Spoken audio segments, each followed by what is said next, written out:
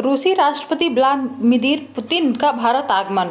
रूस के राष्ट्रपति व्लादिमीर पुतिन ने 4 साल से अधिक समय बाद भारत की अपनी पहली 2 दिवसीय यात्रा गुरुवार शाम को शुरू की। 4 दिसंबर को शाम 7 बजे दिल्ली के पालम हवाई अड्डे पर पुतिन के उतरने पर प्रधानमंत्री मोदी ने प्रोटोकॉल तोड़ते हुए व्यक्तिगत रूप से रूसी राष्ट्रपति का स्वागत किया।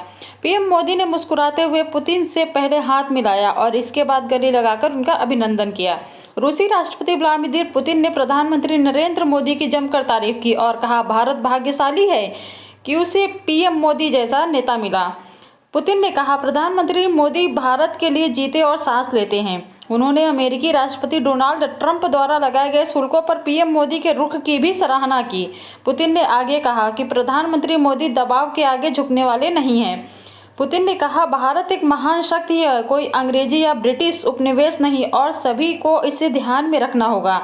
उन्होंने भारत रूस के ऐतिहासिक रक्षा व्यापार संबंधों पर भी जोर दिया। पुतिन ने कहा कि भारतीय वास्तव में अपने नेता पर गर्व कर सकते हैं क्योंकि प्रधानमंत्री मोदी ऐसे व्यक्ति नहीं हैं जो आसानी से दबाव के आगे झुकते रहें।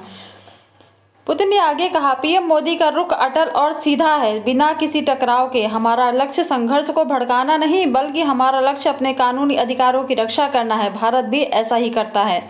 पुतिन ने मोदी से बातचीत को बड़ा सुखद अनुभव बताया और उन्हें ईमानदारी वाला व्यक्ति कहा।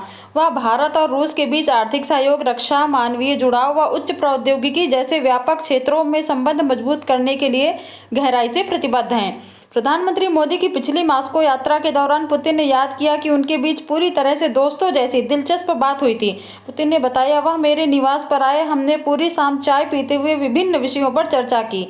यह यात्रा वैश्विक भू-राजनीतिक उथल-पुथल के बावजूद 8 दशकों पुरानी द्विपक्षीय साझेदारी को मजबूत करने पर केंद्रित थी। लगभग 3 महीने पहले शंघाई सहयोग संगठन शिखर सम्मेलन के दौरान चीन के तियानजिन में मोदी और पुतिन मिले थे। तब पुतिन ने मोदी को अपनी गाड़ी में सैर कराकर एक प्रतीकात्मक हाव भाव दिया जिसने वैश्विक ध्यान खींचा। यह भू-राजनीतिक तनाव व मास्को से भारत के संबंधों को लेकर अमेरिका के टैरिफ दबाव के बीच आया था।